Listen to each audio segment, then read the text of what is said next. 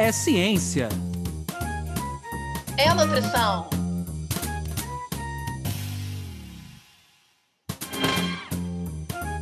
É nutrição É ciência. Ciência da nutrição. Sejam todos bem-vindos pela ciência. Sejam todos bem-vindos pela nutrição. Meu nome é Anderson Teodoro. E eu me chamo Luana Aquino. Está no ar mais um episódio do nosso podcast Ciência da Nutrição, que para você que vem nos acompanhando já conhece quais são os principais objetivos, mas para você que nos ouve pela primeira vez, nosso podcast tem o primeiro objetivo de trazer informações novas, atualizadas, sobre diferentes temáticas da área da ciência e da área da nutrição. E mais do que isso, a gente espera que essas informações elas possam, então, promover no dia a dia de vocês mudanças de hábitos, impactar o dia a dia de vocês, que ele passe a ser incorporado, esses conhecimentos, na vida de cada um. A gente queria muito agradecer a toda a repercussão que o programa vem tendo e todos os ouvintes que vêm acompanhando a gente, marcando nas redes sociais. A gente continua contando com o apoio de todos vocês. E a gente, apesar da gente já estar retornando presencialmente, a gente ainda está com os nossos convidados ainda gravando à distância. A pandemia está chegando no finalzinho, né? Mas a gente ainda está gravando com os nossos convidados à distância. Então, a gente queria pedir desculpa por qualquer erro, por qualquer falha, por qualquer ruído, mas a gente tem procurado levar o material com o máximo de qualidade possível para todos vocês que nos acompanham. Hoje, o nosso tema é um tema muito importante. Eu falo isso porque, na área da nutrição, não tem como falar de nutrição se não falar de frutas. A verdade é essa. O nosso conselho fala isso o tempo todo, a gente tem várias campanhas com base de frutas. Então, com base nisso, a gente fica pensando assim, tudo bem, mas e como é que a gente consome essas frutas, né? Então, a gente pensando um pouco nisso, nós vamos falar de novos produtos à base de frutas, que é a temática de hoje. E para falar um pouquinho, dividir um pouquinho esse conhecimento conosco, nós convidamos a professora doutora Juliana Nunes. Eu posso falar que minha colega de departamento, então é muito legal contar aqui com ela. A Juliana possui graduação em nutrição, com mestrado e doutorado em ciências de alimentos pela UFRJ. Atualmente é professora aqui da Unirio e docente permanente também dos programas de pós-graduação em alimentos e nutrição e segurança alimentar e nutricional, ambos aqui da Unirio. Tem uma ampla experiência com ciência e tecnologia de alimentos, trabalhou muito tempo com lipídios, investigação de metabolismo de bioatividade de ácidos graxos e trabalha hoje com análise de compostos voláteis em alimentos e com desenvolvimento de novos produtos com propriedades funcionais. Juliana, muito obrigado, antes de mais nada, aí, pelo aceite. Seja muito bem-vinda aqui ao nosso podcast. Bem, eu que agradeço enormemente esse convite muito gentil de vocês. Agradeço também essa apresentação do Anderson e, assim, com certeza é um prazer estar aqui com vocês, trocando ideias, experiências, falando desse tema realmente que, assim, tenho muito prazer em conversar. Então, realmente, muito obrigada. Fiquei muito honrada com o convite e vamos lá. Juliana, todo o nosso podcast, a gente sempre gosta de aproximar o nosso convidado do nosso público, no sentido dele conhecer um pouquinho melhor quem é Juliana, né? E aí a gente queria que você falasse um pouquinho assim, como é que você chega nessa área da nutrição, depois como é que você começa a trabalhar com essa área de alimentos, o que te levou para esse caminho, para hoje você estar aqui falando conosco aqui depois do podcast? Nossa, então, vamos lá, análise, né? É muito legal essa pergunta e, assim, a minha escolha pela nutrição, ela tem com certeza, assim, uma influência, sabe, das minhas raízes. Não sei se vocês sabem, mas, assim, a minha família é de portugueses, com certeza, e é muito, a culinária muito forte, assim, sabe? Mas para além dessa culinária forte, minha família, né, por parte do meu pai, quando eles chegam ao Brasil, eles fazem o quê? Comércio de bar e restaurante, bar e restaurante, bar e restaurante. Então, assim, eu cresci realmente em cozinhas desses estabelecimentos, sabe? Então, eu realmente vivi muito o protagonismo do alimento. Então, as minhas recordações são o meu avô percorrendo a cidade inteira, atrás das melhores matérias-primas e dos melhores preços, e da minha avó cozinhando muito, com muito cuidado com o que ela preparava, com o que ela servia. Então, assim, quando a gente toma uma decisão, né, da escolha, eu lembro que eu não tinha essa consciência. Hoje em dia eu consigo tê-la, né? E é realmente, sim, essa influência, isso é muito marcante. Realmente, eu cresci a infância toda tendo alimento na minha vida como protagonista, assim, sabe? E aí, no paralelo, o que acontece? A minha mãe sempre trabalhou no hospital. E aí dá para fazer um link, né? Minha mãe se aposentou, ela trabalhou 35 anos no hospital. E embora fosse de uma área mais administrativa, eu vivi essa saúde, doença, as perdas com relação à saúde, enfim. O que minha mãe trazia, sabe? As conversas com minha mãe eram relacionadas a essa questão de saúde. Então, eu acho que no final das contas eu expressei o que eu tinha em casa, sabe? Eu expressei o que eu mais entendia e o que era mais importante, que era alimento e que era saúde. Então, de alguma forma, acho que eu fui bem sucedida na minha escolha, né? Eu fiz uma graduação assim muito feliz, muito consciente, aproveitei muito a minha graduação. E eu acho que com certeza fazendo esse resgate assim, vem com certeza dessa influência de família, sabe? E aí, continuando, né, fazendo aí o link, a ponte para onde eu estou nesse momento, né, como eu falei, faço a graduação bem assim, faca no dente, como dizem os meus amigos gaúchos. Muito consciente, aproveitei a graduação enormemente. E aí, assim, quando, né, você tá querendo, você faz o quê? Você faz monitoria, você faz iniciação científica, você faz isso tudo, né, quando você está querendo bem, né? E assim foi, eu entrei, né, muito assim, com o interesse na parte técnica, né?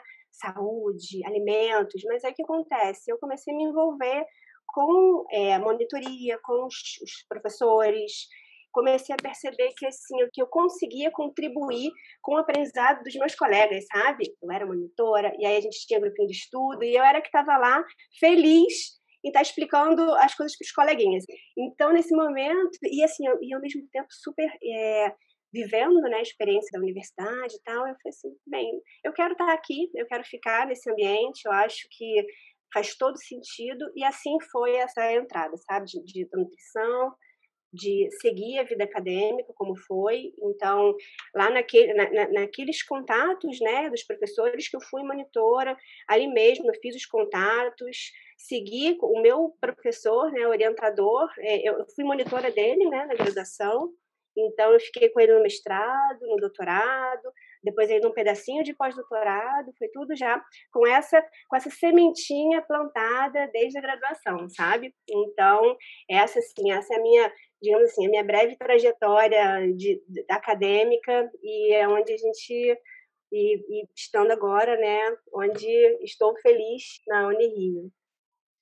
Juliana, querida, que maravilha saber, né, dessa trajetória bonita, parabéns. E não tem como eu não dividir com os nossos ouvintes, né? Agora eu vou contar uns bastidores aqui, meu povo, que Juliana vai saber agora também, Anderson e nossa equipe.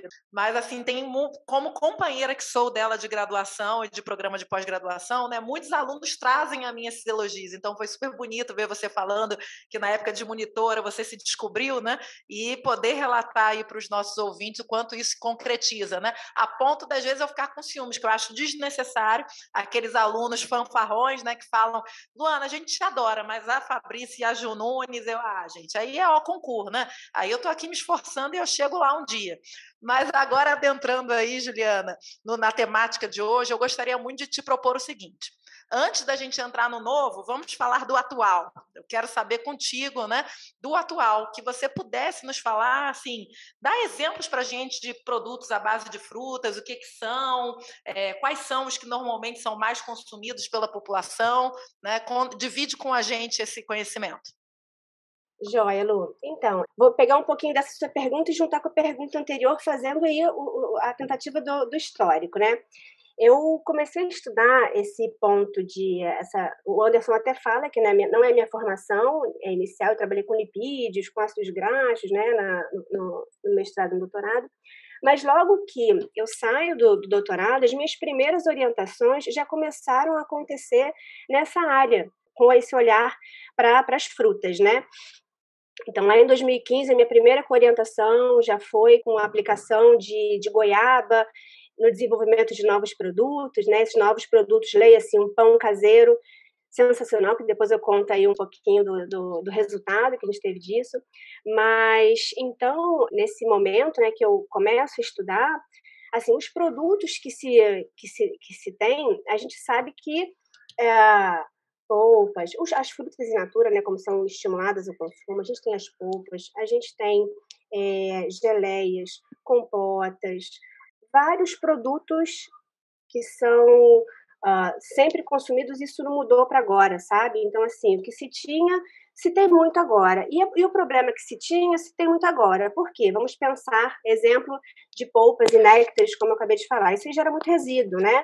Então, esse problema que a gente tinha lá também já em 2015, da questão de sustentabilidade, com a produção desses resíduos provenientes dessas indústrias, já fizeram, assim, alguns cliques do tipo... será que a gente tem como, com tecnologia, contribuir para a melhoria dessa cadeia produtiva? Será que a gente consegue desenvolver novos produtos para estimular o consumo dessas frutas que, por incrível que pareça, a gente está num país que produz muitas frutas, né? E que a gente tem um consumo ainda aquém ao preconizado. Então, assim, tentando fazer uma visão, sabe, Lu, do que se tinha para o que se tem, ok? O que se tinha, né? E por que é interessante estudar frutas? Olha só, primeira coisa, o Brasil é o terceiro maior produtor mundial de frutas. Fica apenas atrás de Índia e China, ok? E a gente produz o quê? Uma variedade enorme de frutas. Então, tem frutos da Amazônia, né, Anderson? Como a gente tem, vocês trabalham. Tem frutos tropicais, exemplo da goiaba, que eu trabalhei. Tem frutas de clima temperado. Tem frutos exóticos, enfim, uma variedade enorme de frutas, por conta de extensão territorial, obviamente, clima favorável, solo favorável. Então, assim, a gente tem esse contexto de Brasil. No entanto, a gente tem, junto disso, um conhecimento de que a ingestão de frutas pela população, ela é ainda inferior ao desejável. Então, até dados recentes da Pesquisa Nacional de Saúde mostra que o Brasil consome só 13% da população, olha só, 13% da população consome o que é preconizado de frutas, o ideal. Então, só 13% da população consome o ideal de frutas. Aqui no Sudeste, isso melhora um pouquinho, vai para 16%. E quando a gente olha para o Nordeste, isso é 9%. Ou seja, em uma média nacional, 13%. Ou seja, a gente tem alta produção, mas ao mesmo tempo a gente tem baixo consumo. E associado a isso, o que a gente sabe? Que o consumo de frutas tem uma relação estreita com prevenção de doenças, né? Então, já temos aí três importantes, né, fatores que estavam lá, né, nesse início de estudo, né, o que motiva a gente a continuar estudando as frutas. E, junto disso, Luana, tem também uma questão que é a perecibilidade desses alimentos. Essa matriz alimentar ela é muito perecível, a vida útil é pequena, em muitos dos casos. Tem a questão sazonal também. E aí, por vezes, o que acontece? Essa ingestão baixa pode ser ocasionada exatamente por isso, por pela falta de acesso. Por quê? Não dá tempo de chegar, o transporte está difícil. Então, assim, eu diria que essas questões, né, que se tinham no passado, elas continuam muito atuais. Inclusive, fazendo um adendo, a gente teve no ano passado, 2021, não sei se vocês viram, mas acho que isso foi muito comunicado, né? Enfim, até pelo CFN, enfim, foi o Ano Internacional das Frutas e Vegetais, né? Então, 2021 traz isso, foi ontem, né, no meio da pandemia, e fala o quê? Gente, precisamos incentivar e conscientizar para consumo. E, ao mesmo tempo, precisamos melhorar essa cadeia. Precisamos fazer essas frutas ficarem acessíveis. A gente não pode ter tanta perda. 55% de perda pós-colheita de frutas. Então, assim, essa acho que assim, é o cenário que se tem, sabe? Muito legal essas considerações aí da Juliana. Queria agora saber a opinião da Camila. Camila, o que você está achando do programa? Qual é a dica que você traz aí para os nossos ouvintes com relação a essa temática? Olá, Anderson, olá, Luana e olá, ouvintes do podcast Ciência da Nutrição. Sabemos que o consumo de frutas é fundamental no papel da promoção e manutenção da saúde, sendo este essencial para uma melhor qualidade de vida. Estamos vendo também no episódio que o Brasil possui uma enorme variedade de frutas, que pode ser muito mais bem explorada na nossa cozinha e na mesa, com outras receitas e todas as outras funções que ela pode exercer. Por isso, trago como dica uma cartilha do Ministério da Saúde que fala sobre diversas frutas, os pré-preparos e preparos, além de diferentes receitas de frutas, legumes e verduras na cozinha, para que esse insumo alimentar possa ser muito bem aproveitado. Na cozinha, com as frutas, legumes e verduras. Para conferir, basta acessar o nosso site www.cienciasdanutrição.com.br, tudo junto e sem acento, e assim você confere dicas desse episódio e de episódios anteriores. Não deixe de conferir. Obrigado, Camila. Juliana, entrando um pouquinho na área da ciência, né, a gente sempre gosta de fazer um pouco esse paralelo. Eu acho que você mostrou alguns desafios aí, por que produzir novos produtos, né, a questão da sustentabilidade, a questão da associação, da prevenção de doenças. Como é que a ciência tem trabalhado isso na parte do desenvolvimento de novos produtos? Né? Quais são as tecnologias que têm surgido? Quais são os desafios? Queria que você desse um panorama geral assim, em relação à ciência voltada para o desenvolvimento de novos produtos à base de frutas. Joia, Anderson. Então, isso aí é um tema que eu tenho me dedicado realmente nesses trabalhos, né? Então, assim, a gente tem diferentes estratégias para conseguir tentar contribuir para melhorar, né, para resolver essas questões, né, que a gente mencionou anteriormente, que são importantes, né, não só para o individual, né, em termos de saúde. A gente precisa aumentar o consumo pelo individual, mas tem a questão do social, né, do econômico, do social, que tudo isso a gente pode, com essa ciência, com essa tecnologia, tentar contribuir para a resolução dessas questões, né. Então, assim, uma das resíduos, como a gente falou, a questão da sustentabilidade, acho que é bem relevante, assim. Até recente estava vendo uma revisão de literatura, onde os autores mostraram, né, numa pesquisa bem interessante, eles resgataram 27 artigos falando de aplicação de resíduos de frutas na elaboração de novos produtos. E aí, assim, a gente sabe que, principalmente, cascas, bagaço, sementes, têm sido aplicadas para infinitas finalidades. Então, a exemplo, substituição de ingredientes em algumas formulações. Então, por exemplo, a gente substituir parte de farinha de trigo com farinhas de frutas. Isso é um exemplo. Cereais, barrinhas de cereais, pães, cookies, todos esses alimentos, principalmente de panificação, esses cereais, têm sido, de alguma forma, esses ingredientes, né, que são as farinhas de frutas, nada mais, têm sido adicionadas como ingredientes funcionais. E aí é maravilhoso, porque aumenta o aspecto nutricional, assim, né, a gente consegue incluir os bioativos. Além disso, sensorialmente também é muito interessante, né, eles ficam realmente muito saborosos, isso aí eu posso falar com propriedade. E outras questões são extração, por exemplo, extração de amido, extração de pectina, extração de enzimas, extração de óleos essenciais. Então, a gente pode, a partir dessas matrizes alimentares, né, que são as frutas, a gente tem uma produção inicial, né, que são principalmente no Brasil essas polpas e néctares, e esse resíduo pode ser empregado de diversas formas. Então, assim, isso que eu falei agora são esses exemplos de aplicação de resíduos, que são bastante relevante. A gente tem também, vou dar um exemplo do pão que a gente fez nesse trabalho, que eu até citei anteriormente, que foi um trabalho de muito sucesso, porque ele deu vários frutos e foram muito boas as publicações. A gente não trabalhou com resíduo, mas sabe o que a gente fez? A gente pegou uma fruta, que é uma fruta tropical, que é a goiaba, altamente perecível, né? Mas muito sensorialmente atrativa, né? Porque goiaba, a pessoa come goiaba, todo mundo sabe que a pessoa come goiaba, tem goiaba na cozinha, todo mundo entende que tem goiaba na cozinha, porque ela é muito aromática.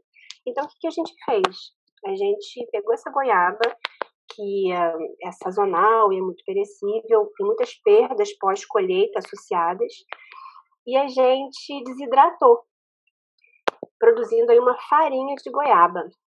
Eu acho que os ouvintes devem até, quando a gente fala de farinha de goiaba, devem lembrar aí de várias farinhas que se encontram agora nessas lojas especializadas em produtos naturais. Então, a gente tem farinhas de uma infinidade de frutas. E a gente fez uma farinha de goiaba.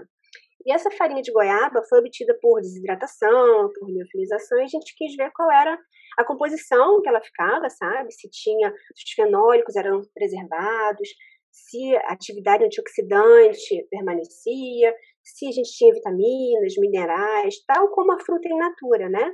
E a gente observou que a gente fez uma farinha, com licença da expressão, porreta, sabe? A farinha ficou sensacional, preservou os compostos aromáticos, então ela ficou super aromática. E o mais legal, quando a gente fez a farinha desidratada em estufa, ela ficou lembrando, sabe o quê? Sabe gelé, doce de goiaba, doce de goiabada?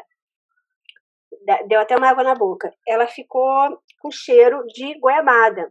E quando essa farinha foi liofilizada, ela ficou com aroma de fruta fresca, sabe? O que foi tecnologicamente super interessante. Aí que a gente viu, olha, fenólicos, tá quase igual, embora foi bom, né? Porque a desidratação liberou da matriz alimentar os insolúveis, então ela ficou melhor ainda, essa farinha. E aí a gente falou assim, cara, vamos fazer o seguinte, pegar essa farinha e adicionar num pão. Sabe pão caseiro? Pão de forma tipo caseiro? E aí a gente substituiu, tirou 20% da farinha e adicionou a farinha de goiaba.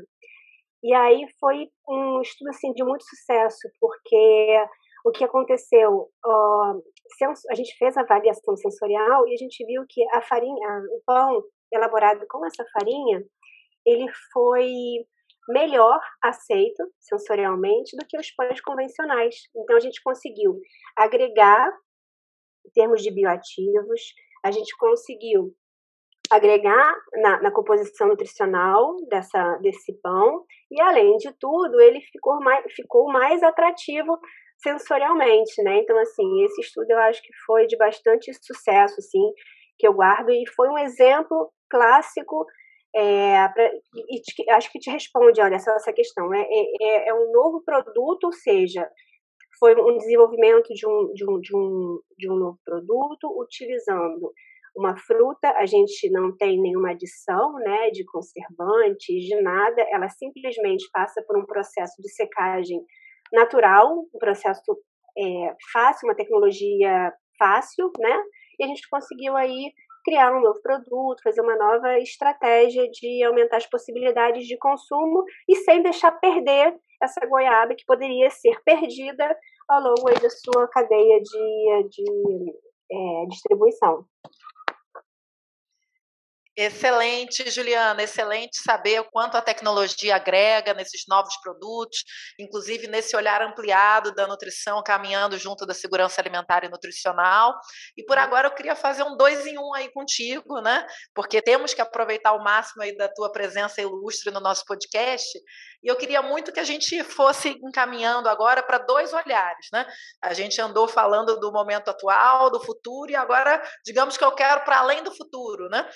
O que a gente pega da aplicação dessas pesquisas que você poderia dividir com os nossos ouvintes, em termos de se colocar no lugar desse consumidor? Essa pessoa está ali nos locais de venda, o que você acha que assim ainda tem abertura de consumo, que facilite a vida dessas pessoas, né, aproveitando o teu olhar, que é um olhar junto da ciência dos alimentos e também da nutrição. Então, enfim, né, por vezes eu vejo uma confusão grande do pessoal em relação a néctar, polpa. Então, assim, algum tipo de orientação sobre esses produtos à base de frutas que você gostaria de compartilhar, pensando na promoção de saúde dos nossos ouvintes, tá? E também, o que você tem aí como uma grande pesquisadora da área, compartilhou aí com a gente teus produtos, né? O que você acha que são próximos passos dessa área de ciência dos alimentos e produtos à base de frutas? Obrigada, Lu. Então, são várias questões aí nessa sua pergunta, né? Eu acho que, assim, uma das coisas que a gente pode começar a pensar, e até um paralelo que eu gostaria de fazer, é que, assim, a gente tem nessa possibilidade das aplicações tecnológicas, uma possibilidade, assim, muito interessante de aproximação realmente com a SAM. Então, eu não sei se você sabe, né, Lu, mas na última disciplina de manipulação e conservação de alimentos seguros e saudáveis do programa, do PGSAM, a gente desenvolveu um material junto com o Lucas, com a Dani Suete, uma equipe boa de alunos. Nós desenvolvemos uma cartilha para orientar exatamente o consumo de frutas e algumas aplicações tecnológicas simples que poderiam ser feitas principalmente por manipuladores de alimentos, mas aí leia-se, porque aí isso amplia muito, pode ser agricultores familiares, por exemplo, que isso pode ajudar muito na cadeia, isso pode ajudar no aumento de renda, sabe? Então, assim, tem alguns trabalhos que mostram alguns casos, né? São relatos de casos que mostram como que esses agricultores familiares, por exemplo, eles têm se beneficiado desse conhecimento sobre aplicação de tecnologias simples para aumentar a vida útil dessas frutas e, ao mesmo tempo, também aumentar a renda. Então, essa é uma aula que eu converso com os alunos, que a gente traz inúmeros casos. Então, assim, é o picles do pessoal lá do Mato Grosso, tem o pessoal que fez molho de tomate orgânico, e eles aproveitaram os saberes dos agricultores, aplicaram tecnologia, aplicaram os conhecimentos de boas práticas, de higiene, para a elaboração desses produtos, sabe? E entre outros, geleias, compotas, isso tudo pode contribuir fortemente, realmente, para esse aspecto mais amplo, né, da SAM, melhorando até a questão de renda dessas famílias. Com relação, assim, ao que se pode pensar, ao que se vai pensar, né, eu acho que, assim, essas frutas, elas cada vez mais vão funcionar como ingredientes funcionais, sabe, no desenvolvimento de outros produtos, sendo pela extração simples de compostos que podem estar aí, que são muito ricos, por exemplo, para dar aroma, para dar cor. Então, assim, eu acho que, assim, são matrizes alimentares muito ricas, né, que a gente tem, além de vitaminas, minerais, a gente tem compostos de muito interesse tecnológico também. São compostos de interesse para a saúde dos indivíduos e que também têm função em outros alimentos, né? Então, é uma natureza muito linda, né? Então, esses compostos podem contribuir nas formulações. Então, a gente, por exemplo, agora está com uma aluna de doutorado que está investigando o tamarilho, e a gente vai aplicar para fazer um produto plant-based, vai fazer lá um hambúrguer, né, uma carninha plant-based. Por quê? Usando o quê?